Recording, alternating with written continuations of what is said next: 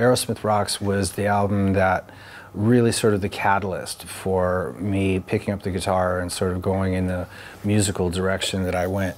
That record was, I mean, when I first heard it, I was completely blown away. and I just at that point hadn't picked up the guitar yet, but it was coming.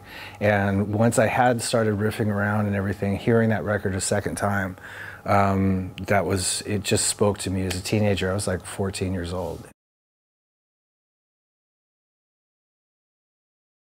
I got turned on to Highway to Hell way later, actually, probably even later than when it came out.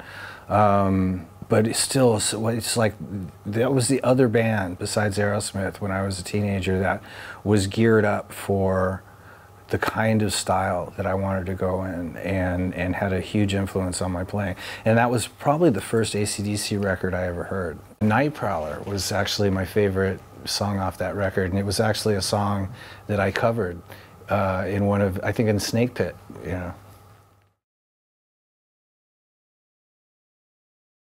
There was a period of Stones that I was raised with, three very specific records. There was Let It Bleed, which is one of my favorites. There was also Sticky Fingers, and there was, I always space when I get to this point, Beggar's Banquet. Sorry. Anyway, but Let It Bleed was just this great record. Whenever I think about it, I just picture the cake, and I start getting these images of when I was a kid, and that was really some of the background music to my existence, and I love those records.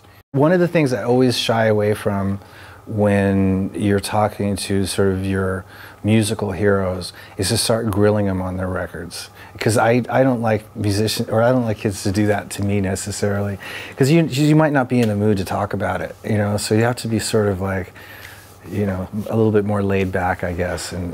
But you know, with Ronnie Wood, who I've gotten to be friends with, although he didn't play on Let It Bleed, you know, I have had conversations with him about Stone songs and jammed a lot, and you start to get a better idea as to what's going on.